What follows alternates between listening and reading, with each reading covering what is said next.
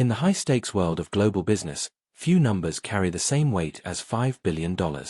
A deal of this magnitude isn't just a transaction, it's a statement, a movement of capital and influence that can shift industries, redefine partnerships, and cement legacies. When two powerful entities prepare to join forces on such a scale, the world watches closely, understanding that money at this level represents more than profit. It embodies power, control, and cultural relevance. On one side of this negotiation sat a family of white billionaires, heirs to generations of wealth and reputation. They had spent decades cultivating their empire, shaping markets through privilege and dominance. For them, this deal promised not only expansion but also prestige, the kind of partnership that could secure their standing for another century. Their approach was fueled by confidence, perhaps even arrogance, in the belief that money guaranteed them respect. Across the table stood a black woman CEO whose story was markedly different. She wasn't born into power, she built it. Through relentless ambition, intelligence, and resilience against systemic barriers, she created an empire that rivaled theirs. The deal meant growth, yes, but it also symbolized a new era in which voices once excluded from the boardroom now commanded seats at the head of the table. What neither side anticipated was that a seemingly casual evening, a party meant to celebrate impending success, would ignite a firestorm. Words spoken in jest, rooted in mockery and prejudice, would unravel years of negotiations. In that moment, the $5 billion deal ceased to be about wealth and instead became about dignity, respect, and the cost of arrogance. What began as a story of business would soon turn into a lesson that money cannot buy integrity. Long before her name commanded respect in boardrooms across the globe, the woman who would one day sit across from a billionaire family began her journey in a world that seemed designed to keep her silent. Born into a working-class neighborhood, she grew up surrounded by the realities of struggle, her mother working double shifts to keep food on the table, her father balancing odd jobs with the dream that his children would live a better life. From the very beginning, she understood resilience not as a choice, but as a necessity. Education became her first battlefield. As a young black girl in predominantly white institutions, she was often underestimated, dismissed, or treated as though her presence was a token gesture rather than a rightful seat. Teachers told her to lower her ambitions, classmates assumed her achievements were the result of affirmative action rather than ability, and professors questioned whether she had what it took to thrive in business. Each slight fueled her determination.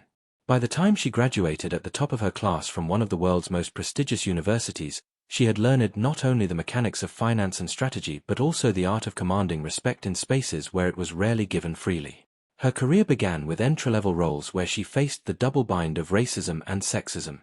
Colleagues often spoke over her in meetings, executives mispronounced her name despite years of working alongside her, and opportunities were handed to less qualified men who fit their expected image of leadership.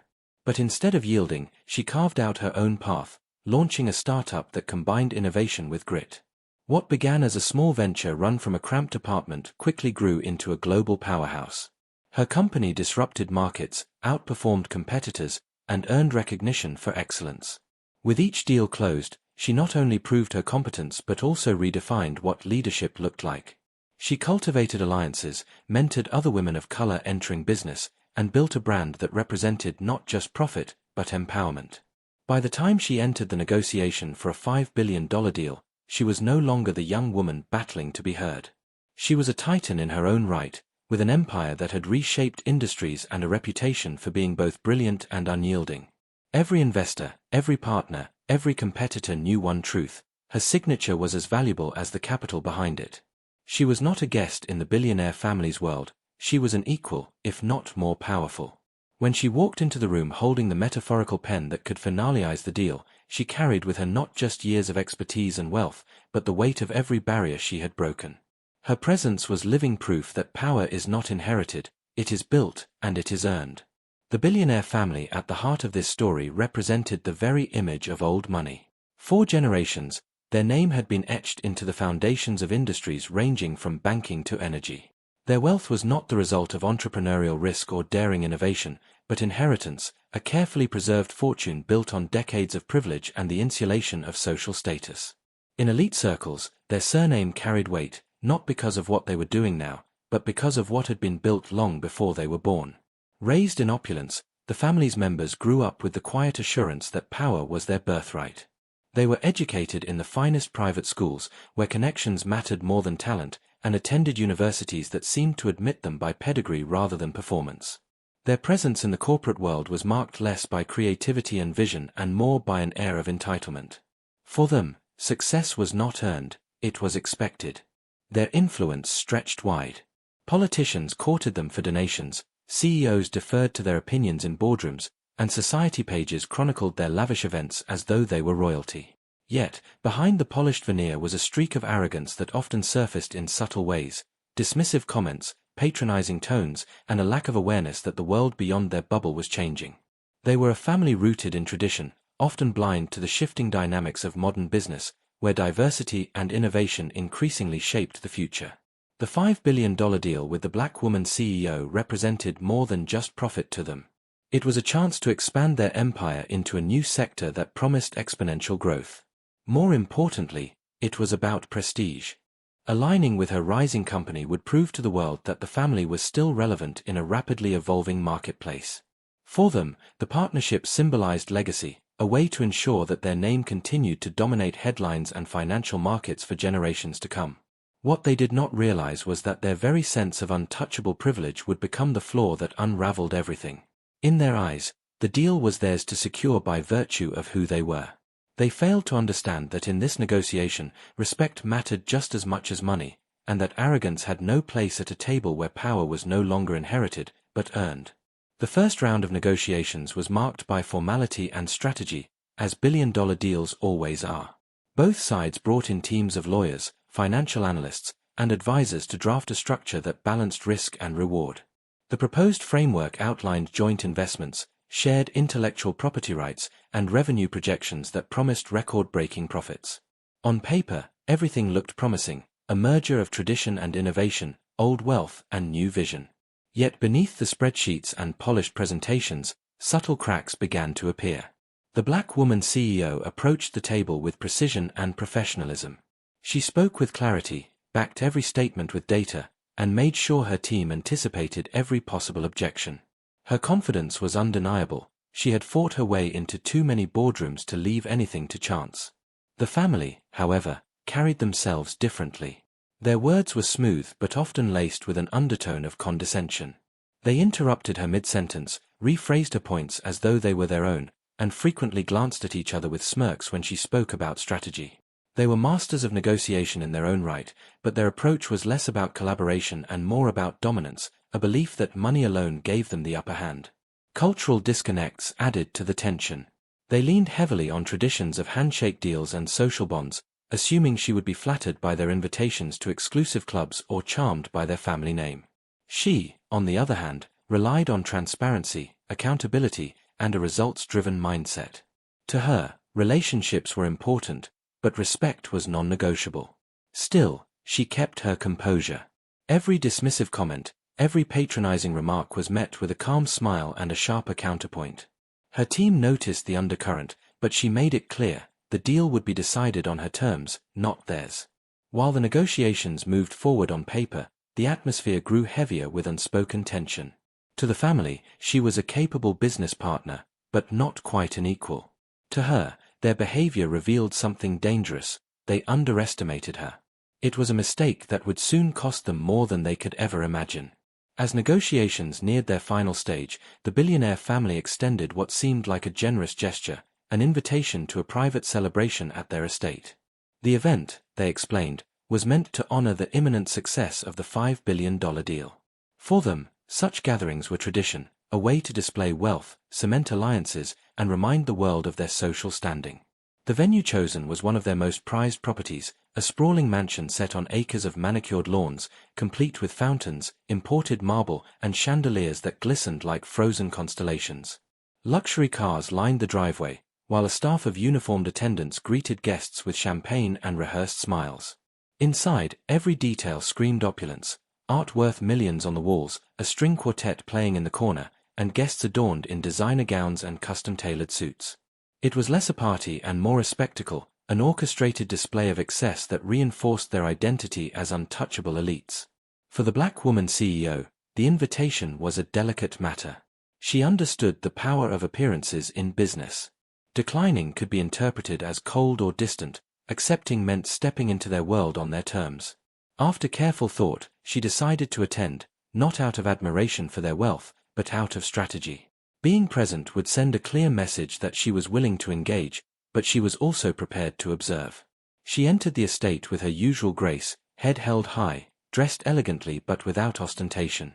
To the untrained eye, it was just another night of champagne toasts and polite conversation. But beneath the glittering surface, the stage was quietly being set for an incident that would redefine the meaning of the entire deal.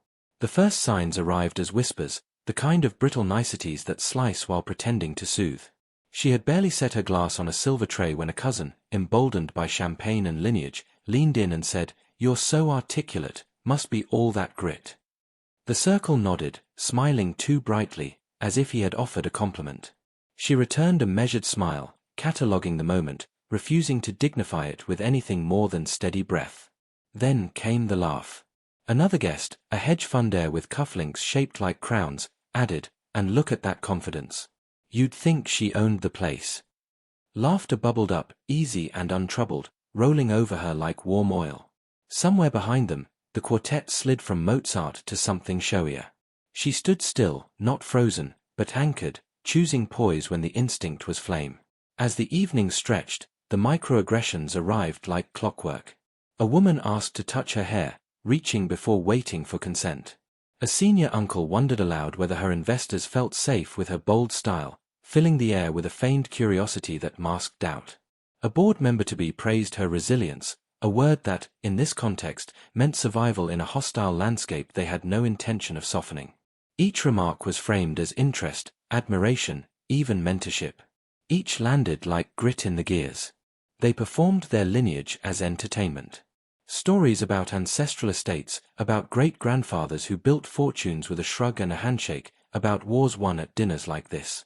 Between jokes, they labeled themselves kingmakers. Between sips, they insisted the world still bent to the family name. To them, she was impressive, yes, but exception, spectacle, useful so long as she confirmed their worldview. News of the cancellation spread like wildfire. Within hours, financial outlets ran headlines of disbelief. Historic $5 billion deal collapses overnight. Analysts scrambled to make sense of the decision, speculating about hidden financial risks, regulatory hurdles, or competing offers. But then her official statement went public. It was not about numbers. It was about dignity. "We believe partnerships must be built on mutual respect, not just profit. While financial gain is valuable, no deal is worth compromising the principles of equality and integrity. Therefore, effective immediately, we are withdrawing from the proposed partnership." The impact was seismic. Markets reeled, competitors took notice, and the billionaire family, so accustomed to dictating terms, was left stunned. Their arrogance, displayed so casually at a party, had cost them billions. For her, the decision was not a gamble but a declaration. Too often, marginalized leaders are expected to endure insult in exchange for opportunity, to smile politely while being diminished. By walking away, she shattered that expectation. She framed the cancellation not as loss but as liberation, not as retreat but as a demonstration of power. Behind the scenes, her team marveled at her courage. Many knew what it meant to sacrifice principle for profit, yet she refused to compromise. She reminded them all that true influence is measured not only by the deals one makes, but also by the deals one refuses to sign. The billionaire family's phone lines lit up with panicked calls. Investors demanded explanations, reporters camped outside their offices, and rivals began circling like sharks sensing blood in the water. They had expected victory. Instead, they were facing humiliation. Meanwhile, she moved through her day with calm assurance. She had given up $5 billion on paper, but she had secured something far greater, the knowledge that her empire would never be tied to those who disrespected her, and the precedent that no one, no matter how wealthy, was above accountability. Her message was clear: power is not about inheritance or the illusion of untouchability. Power is the ability to walk away, to say no, and to know that doing so leaves you stronger. The fallout was immediate, brutal, and public. By the afternoon following her announcement, the billionaire family found themselves on the defensive in a way they had never experienced. For decades, they had been accustomed to controlling narratives, using wealth to silence critics, influence media, and project an image of untouchable prestige. But this time was different. They had underestimated not just her power, but the speed and ferocity of the modern news cycle. Headlines blared across every financial and mainstream outlet. $5B deal collapses amid claims of disrespect, arrogance costs billionaire dynasty billions, and racial undertones behind broken partnership sparked debate. Journalists dug deeper, piecing together accounts from party attendees who had witnessed the mockery. Anonymous sources confirmed what many suspected: the family's casual condescension and racially tinged remarks had pushed the CEO to walk away. The public response was swift. Social media erupted with hashtags celebrating her decision, framing it as a watershed moment for dignity in corporate spaces. Activists praised her for refusing to tolerate racism, while business leaders called it a masterclass in power and principle. Meanwhile, the family's name trended for all the wrong reasons. For the first time in generations, their wealth became synonymous not with influence, but with arrogance and ignorance. Financially, the consequences were staggering. The collapse of the deal wiped billions off their projected earnings, sending ripples through their portfolio. Investors grew nervous, questioning whether the family's outdated leadership style could keep up in a business climate increasingly shaped by diversity, equity, and accountability. Partners quietly distanced themselves, wary of being associated with a scandal that was as much about morality as it was about money. But the deeper wound was reputational. Legacy, once their strongest asset, was now a liability. They had long believed their last name insulated them from scrutiny, but in the glare of modern accountability, their privilege offered no shield. The narrative was no longer one of a powerful dynasty securing its future, but of a family whose hubris had cost them billions, and, more importantly, respect. While the billionaire family scrambled to manage their embarrassment, the woman at the center of it all rose higher than ever. Her decision to walk away from the $5 billion deal instantly elevated her brand, not just as a savvy CEO, but as a fearless leader who placed principle above profit. In an industry where compromise often reigns supreme, her refusal to tolerate disrespect became a story that resonated far beyond balance sheets. Social justice groups quickly rallied behind her, hailing the move as a defining moment in the fight against systemic racism in corporate spaces. Commentators noted that too often, marginalized leaders are forced to endure subtle and overt prejudice in silence, lest they risk losing opportunities. Her action shattered that script. She proved that success does not mean assimilation, and that dignity is not negotiable, even at the highest levels of power. Business leaders also took notice. Some praised her courage publicly, while others privately admitted admiration for her ability to turn a moment of insult into a masterstroke of strategy. Analysts highlighted how her decision positioned her company as a beacon of integrity, attracting investors and partners who valued more than just numbers on a ledger. Almost overnight, her reputation transformed from powerful entrepreneur to global symbol of ethical leadership. The public's response was equally powerful.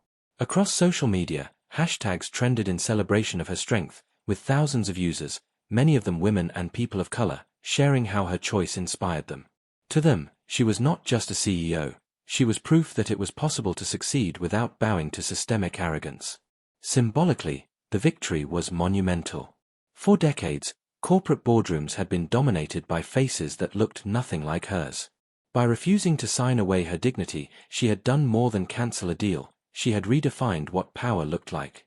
Her rising star was not only a personal triumph, but a torch for those still fighting for a seat at the table. At its core, the collapse of the $5 billion deal was not about money, it was about respect.